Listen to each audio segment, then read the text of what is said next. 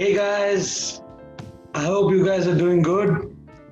So, guys, I'm back again with another podcast from a different nation. I have another guest, Mr. Mark Baron.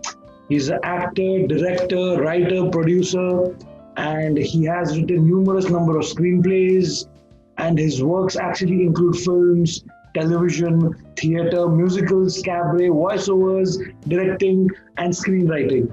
So, guys, I'm going to start my podcast shortly after, and today's podcast is going to focus on screenwriting, screenplay, and other aspects of filmmaking. You guys are watching Minding My Business, and I'm your host, Avi.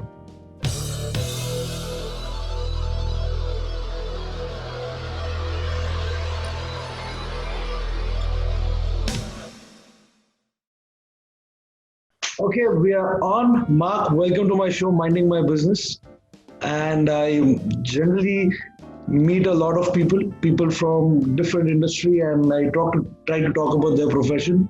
So I generally do these podcasts every week, and I try to talk to new people and try to understand what they have been up to. And this has been I started back in March, and now I'm doing my 25th. This is like my 23rd episode. So I don't know when this one would air, maybe in like next 3, 4 weeks. But yeah, I've been looking forward to the interview with you because this is something which is, very technical. When I talk about screenwriting, that is not Yes. something everyone can talk about. And I'm very happy that you are in my show. So now, Mark, let me just start with things which I wanted to talk about. See, Mark, you are an actor, director, screenwriter, and you have done quite a lot of filmmaking. So what I wanted to ask is, say a new guy, a guy who's entering the industry. How does what? So I have a story in my head. Like I have a story arc. Say a boy meets girl, and I want to make a short film, 15 minutes. Boy meets girl, something happens, either I give an ending or I leave it. Whether how do you crack? How do you for the audience also? I want to, because many people think that if you have the story in your head, you are just going to go over there and shoot the whole 15-minute gig. But they don't understand. You need to have things written for the screen. Well, you need to put your ideas down on paper so you can share them with the team you're going to need to make the film, whether it's your actors or your cinematographer, whoever you want involved. What I recommend for people who have never done a screenplay before is start out just with simple index cards and then write the key moments of the story, essentially the beginning, the middle, the end. And then break it down on how you transition from the beginning to middle to end. And then you start putting together the screenplay itself, and everyone has a different approach. If you've never written a screenplay before, there are quite a few simple books out there that can get you started. I recommend a series called Save the Cat. Save the cat. Yes, there are 3 of them. There's the first, it's called Save the Cat, Save the Cat Returns, and I think Revenge of Save the Cat. They're inexpensive books. They're here in the US on Amazon for $5-6. And they break down just a simple process of how to go from point A to point B to point C. Most screenplays and have what we call a 3-act structure, even a short film, and it's getting from A to B to C, that's the key. There are a lot of people that give advice about screenplays. My favorite way of describing a story is your job is to put your lead character up in a tree. Yeah. And then as they start climbing down, you throw things at them until they have to jump. Yeah.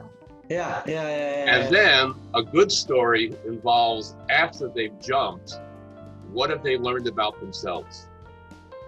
That point of self-revelation. Okay.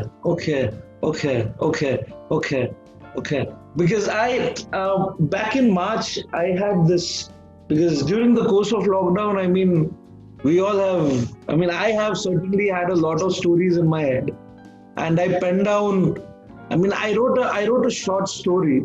It was kind of, I had an idea, I had an opening, I had an ending, and I had no idea how I would put that on screen, You know your scenes in your head, like, oh, I want this scene.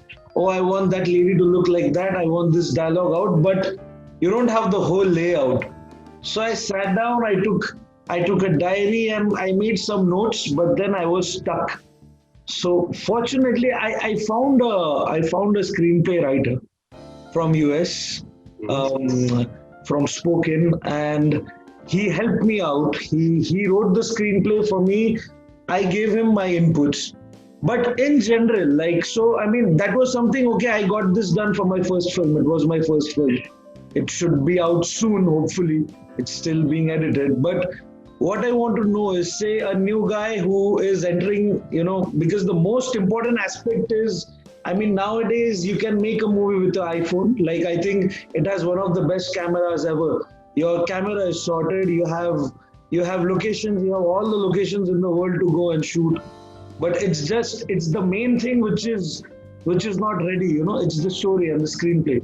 So for guys, say people who don't go to film schools, like what is your like, say 2-3 points you want to tell them, that guys, be careful with this and pay attention to these 3 things. Others will, you'll have those things when you have to have it. Are you talking about the importance of things in the story, in the screenplay? Yeah.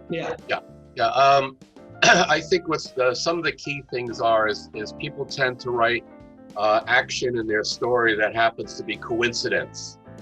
That the character just happens across this piece of information or this prop that leads the story forward, and so you don't want to have a lot of coincidence. In a screenplay, it's the action that drives the story forward, not the dialogue. As opposed to a stage play, it's all about the dialogue. And another mistake a lot of people make is that your lead character needs to be active in the story, not passive. Things should just not happen to that person. So your lead character should take an action, and then the result of that action drives the story forward. And now that character reacts to that and then does the next action that drives the story forward. So for example, if the lead character is driving a car and isn't paying attention, he causes a car accident, he's being active. As opposed to if the lead character is sitting at a light and a car just hits him, that's passive. So it's important to make your lead character as active as you can. That was something took me a while to understand the concept. I had a story, I had a screenplay, I put it into a few of these online festivals that give you feedback. And the feedback was, overall, they really liked the story, but my lead character was too passive. And it took me about 2 months of constantly rereading what I had to understand, oh, I see where they're talking. Here's this one spot where somebody else is active and the story goes in that direction and he needs to be active there. And when I made that switch, the whole story expanded. So I think those are 2 key things that people need to understand, is the lead actor being passive as opposed to active, being active, and then having action drive that story forward. Okay. Thank you, Mark. And one more thing, Mark. So again, there is this one more, these days, this is something out of the blue I'm asking. So nowadays, when you go to the internet, when you go on Facebook as well, you find professional writers who help you out on writing screenplays. Like, sometimes, you go and make a post in those specific groups that I have a story and I need help. I need help with a screenplay. I need somebody to come and, if not write, show me a way. Like, give me something. I'm unable to start. Like, what do you think is the right way to proceed? Like, do you think, for a guy who doesn't know what a screenplay looks like or doesn't understand, for him or her, like, anything would do, but what is the right way to proceed if you are not writing, for newbies, for like new guys? Well, you need first, I think, protect your story, that you write down what we call a treatment, which is basically 1 or 2 pages. Each paragraph is the steps of the story. So whatever it may be, you want to write out your story first. So you have that clear before you approach anyone. Yeah. And then you want to have some kind of what we call a non-disclosure agreement, which is a simple document you could type up to protect that whoever you're approaching says, hey, I like your story. When I'm done talking to you, I'm going to go off and write my own version of it, because your story is the essence of what you're doing. So you want to protect it. Different countries have different laws. Here in the United States, you can easily copyright your screenplay or your treatment or your story. So you can prove if there is an issue that, hey, this was my idea, he stole it. And then you want to make sure you have proof of the contact of the person. Again, so you can say, I contacted this person on this date. You know, you can keep a record. There aren't a lot of people out there stealing ideas, but when a good idea comes out, it can happen. My business partner years ago used to be a policeman who last beat was around the New York American Museum of Natural History. And he wrote a 10-page treatment about what happens if the displays came to life at night. And he sent it off to a studio, and he didn't protect it. He didn't do anything. And about 5-6 years later, we had a night at the museum come out. Yeah. Oh. So he's not accusing them of stealing it, but he's saying, I had that idea, and who knows if somebody came across with it and said, I can make it better, and wrote it, you know, because he didn't know at the time. So you want to protect your work, because that's your value, is your story you're bringing as a writer. And then, you know, you want to work closely with the screenwriter so that they're not steering your story, that you're making it clear you're just getting them to put your story down onto paper. As far as the format of a screenplay, you can do it in Word. I don't particularly recommend it. There's some free software out there online, like called Celtix, CELTIX. There's a few others. Final Draft has become the industry standard. And you can buy an older copy probably on eBay without spending a lot of money. And they help you a lot with the formatting, so you know this is what a scene description looks like. This is an action description. This is dialogue. And when you write the action, it has to be something that's visible. A big mistake a lot of people write is in that action line, they're describing what a character is thinking or feeling. Okay. And it's like, you can't see that. You have to make it visual to display what the character is feeling. So for example, you cannot say he's sitting in the chair feeling sad. You have to say he's sitting in the chair crying. You have to make it in terms of visibility. So a good screenwriter, a really good screenwriter can be very expensive. Yeah. And an amateur screenwriter can do harm. And it's finding the balance. So if there's a screenwriter you want to work with to help you, ask if you can look at one of their screenwrites, one of the screenplays, to see if you can understand it. You build a trust between the two, so you can get your story. I hope that answers your question. Yeah. I mean, because this is one problem which I think not even me. There are many people who I have interacted to in last few months. I mean, everyone wants to make a film. They all have a story in their head, but then the moment they pick up the camera, like they don't know how to go ahead after first 2 minutes. You know, okay, where to go? I mean, okay, I didn't plan this, or I gotta write this as well. So that's where, I mean, obviously they know they need a screenplay, but they don't know how to get it done. So a screenplay is essentially a blueprint. Yeah. It's a plan. Yeah. And when you do get onto the set to actually make it, it will change a little bit because things go wrong, or you might get inspired by another idea. So you need the blueprint to begin with, and you need to be flexible that when you get to shooting it, that you might have a better idea, or somebody around you might have a better idea about either a shot or a scene, or we don't need this dialogue. But everything you do has to be true to your overall story. Yeah. In your entire career, Mark, like, have you seen cases where, I mean, like, maybe not yourself, somebody else who had a terrific screenplay in hand on paper, but when the final product came out, it was something different? Like, absolutely. On the other hand, like screenplay where it had nothing, and when you see the whole movie, it turned out like, oh my goodness, like, what did you make out of it? Like, how come, how did you manage to make this? It can change a lot because who your director is. A good director can make a bad screenplay better. Yeah. And a bad director can make a great screenplay horrible. Yeah. Yeah. So, that's a good director will look at a screenplay that speaks to them, and often in the early stages, that will discuss the story with the writer, and try to, it maybe say, I think this is where your story should go, or I think we can make it better. And again, it becomes a relationship to tell the story.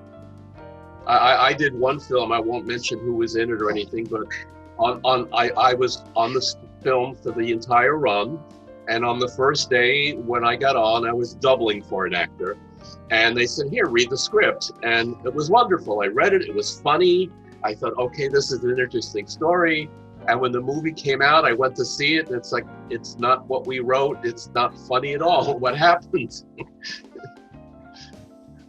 So, Mark, you are actually getting ready with your next film as well, Mega Ball, which I think... I actually have 2 films in the works. Mega Balls, the script is done very well in festivals. I've gotten 28 awards. It's a comedy. The hard part is raising money. And because of the pandemic and the economy, we've kind of screeched to a halt. We're looking at now hopefully picking it up in the spring. Because the process to shoot now under the pandemic changes filming, which is going to increase my budget, and that I have to change my financial papers, so we don't know how much we have to increase by. And then another screenplay that I wrote many, many years ago suddenly has caught the eye of a producer in Vienna, Austria. Oh, congratulations. And we've worked together on the script because I wrote it years ago. My skills are better. We're both very happy with the script, and now we're looking forward, and he thinks he can make it happen next spring.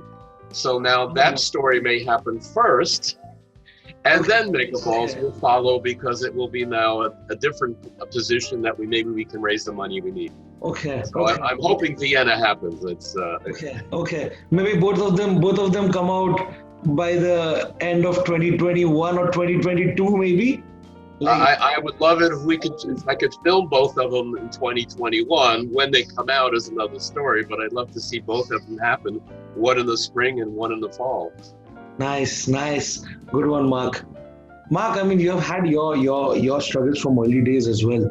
And from what you said now regarding funding and investing, how as an independent filmmaker, or probably anyone who from your early days to now, how tough it has been, say, getting your first film funded to even now, and how difficult it is, say, suppose you're having a relatively new cast, like people whom, say, public or the audience is not aware of, how difficult it is to get funding for these projects, and how it has been for you over the years, and how have you managed? Well, I wouldn't say I've managed, but finding the money is probably, I think, the hardest part. Yes. As you said, sometimes you'll see a film that you say, how did they get made? Yeah. It got made because they found the money. First, you need to have somebody who is experienced in creating budgets, so you can determine how much you must have to make the film. And you have to decide, how do you want to sell your film? Because certain stories, like a romantic comedy, drama, they require name actors to get sold. But other stories are genre films, like a horror film, a zombie film, or whatever. The genre sells them, so you need less money. So you have to know your goal. And then you find money in numerous ways, and every country and every state here in the US has different laws, so you need to get an understanding of those. You find it through, if you're legally able to, posting on Facebook. That's a hard way. It's mainly referrals from people who may know somebody who has money. When you do find somebody who has the money, you have to understand how to approach them. In many cases, you need legal documents that clearly state what they get from the film. But the people with money know how to make money. Yeah. So their goal is not always to make money on your film.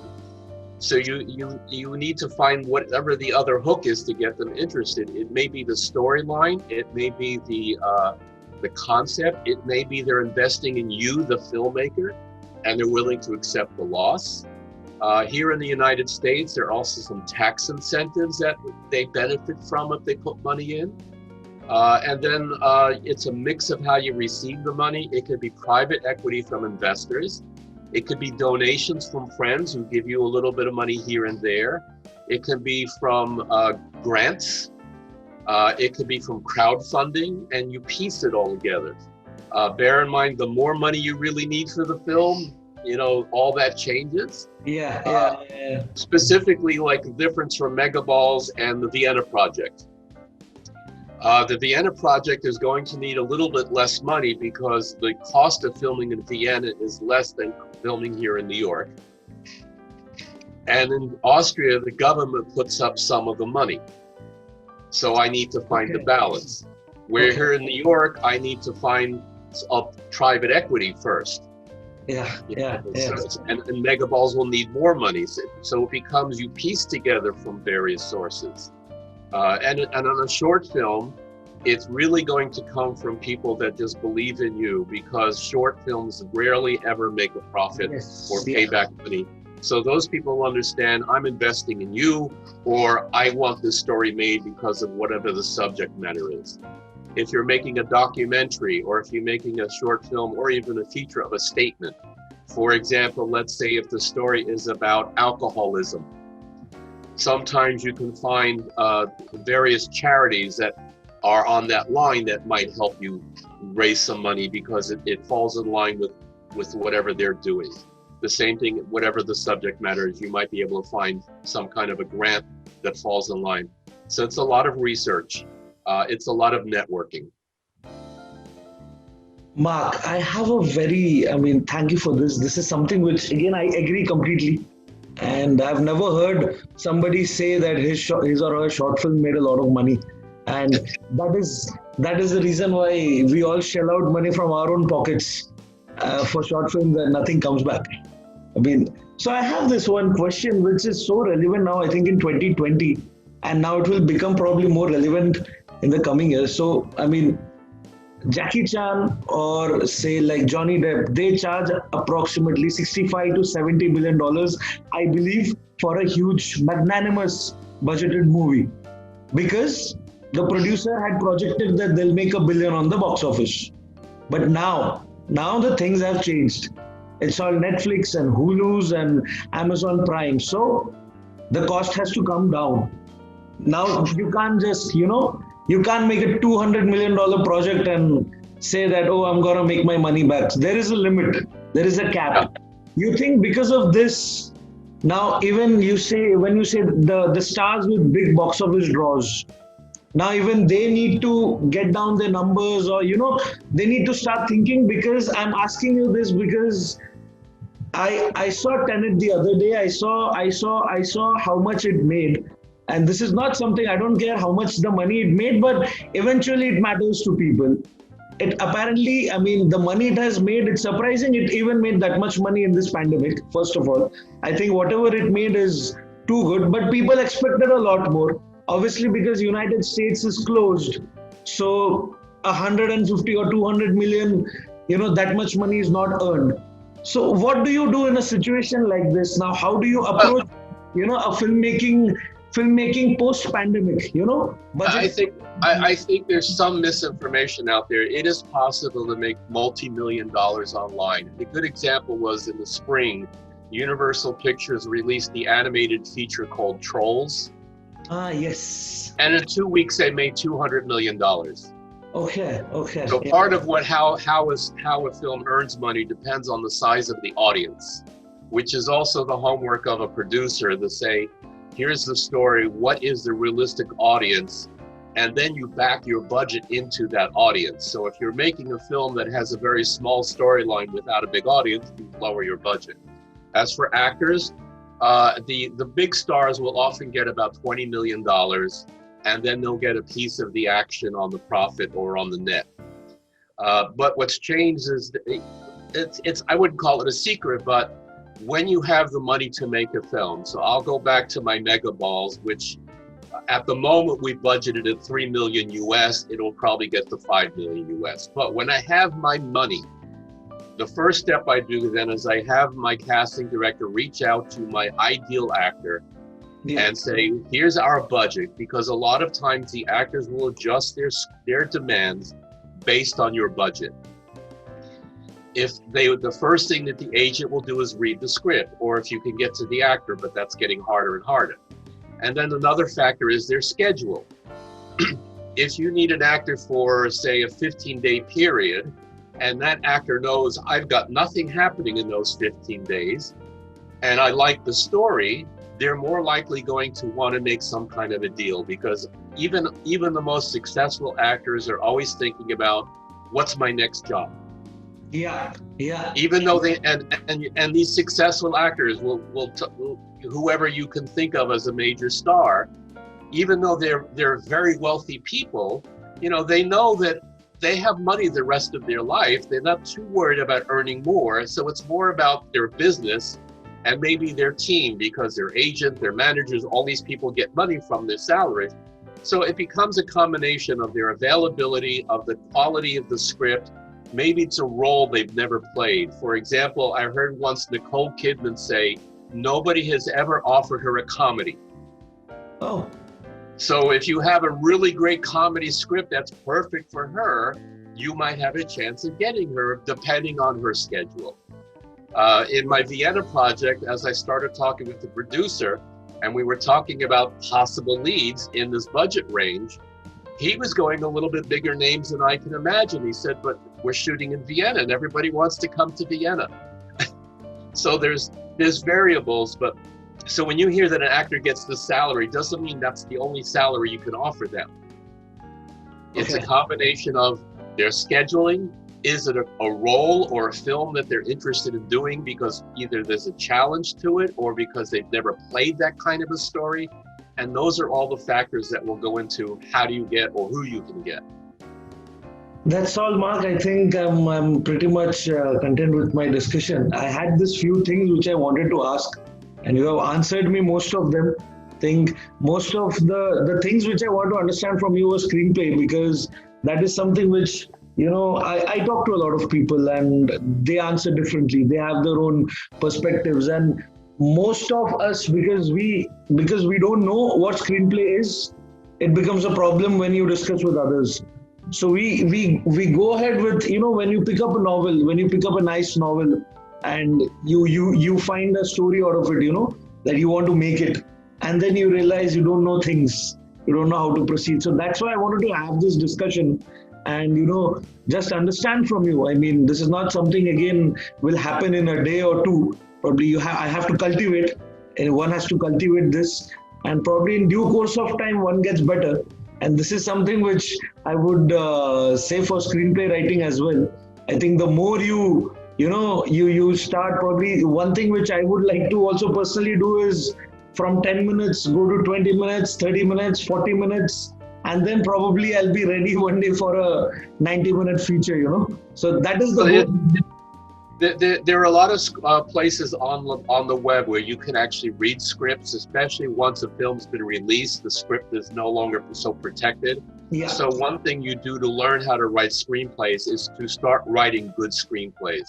When you see a film that you really enjoyed, and watch a lot of films, you can learn from that too. But then try to understand, why did this movie work? Why did this one not work? Read the screenplays.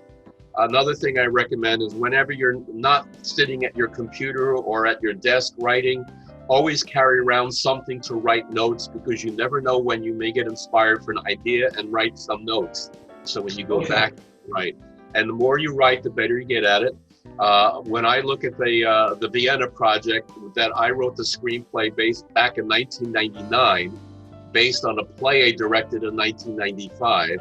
And when I looked at the script 2 months ago, I went, oh my God, how did I write this bad?